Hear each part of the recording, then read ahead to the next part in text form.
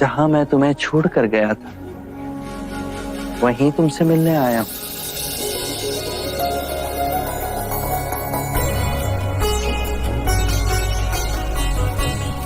तुम्हें दिया हुआ वचन पूर्ण करने आया हूं।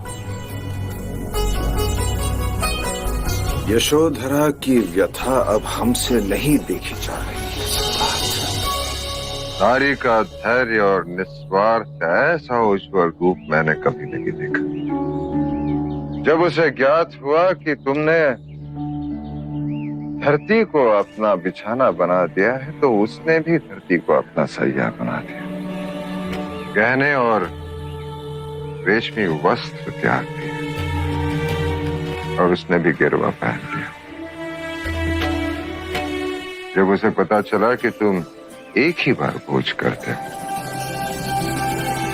उसने भी एक ही बार भोज करना शुरू किया। तुम्हारे लिए ये सब आसान था पुत्र, क्योंकि वन में तुम्हारे एकाग्रता को भंग करने के लिए कोई नहीं था। परंतु यशोधरा इसी संसार में, इसी वैभव में, इसी ऐश्वर्य में ये सब कर पाई। सबके ताने सुनकर अपनी आस्था पर अटल रही। यशो,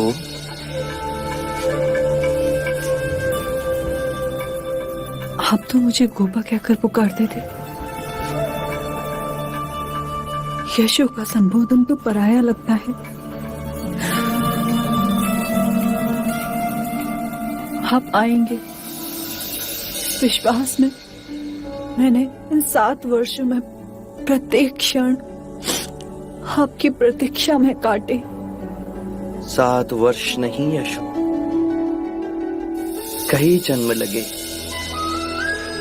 कई जन्म, तब मुझे संबोधि प्राप्त हुई। मेरे हृदय में बिल्कुल भी शंका ना उठी। आप में वो सारे गुण थे जो आपको बौद्धिस्त्व बनाते। आइए,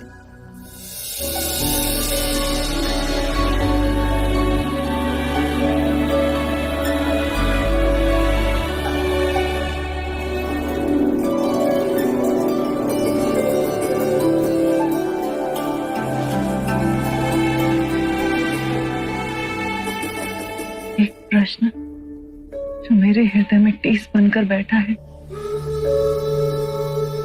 क्या वो प्रश्न मैं आपसे कर सकती हूँ? तुम्हारे हर प्रश्न का उत्तर दूंगा मैं। आप केवल ये बताइए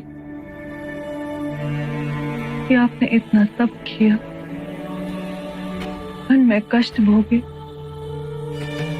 अपने को दुखाया, सताया, तो ये बताइए कि आप यहाँ इसी संसार में रहकर संबोधि का मार्ग नहीं पा सकते थे? मैं आपके मार्ग में बाधक नहीं बनती। यशो, नारी हर बंधनों के बीच रहकर भी मुक्ति पा लेती है, पर नारी हृदय और पुरुष हृदय के भेद को भी समझना होगा। आकाश से वर्षा तब तक नहीं होती जब तक सूर्य की उग्रता से जल भाप ना बन जाए। मुझे संसार से विमुख होना ही था, तब से इस शरीर को जलाना ही था, अपने अंतर के मारा को पराजित करना ही था, और अपने अंतर के मारा से संघर्ष केवल एकांत में ही हो सकता था। उसे पराजित करना मेरे जीवन और मरण का प्रश्न था, और अपने अंतर के मारा से मुक्ति पा मुझे संबोधि का मार्ग प्राप्त हुआ।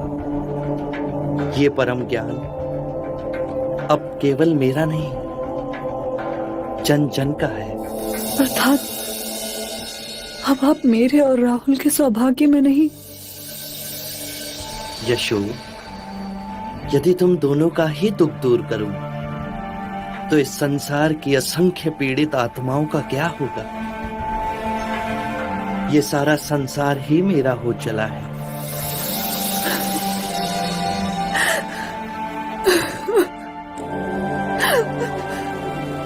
तुम्हारा हृदय बहुत बड़ा है, उसे छोटा मत करो यशो। बुद्ध दीपांकर के आशीर्वाद से हम दोनों जन्मों से जुड़े हैं।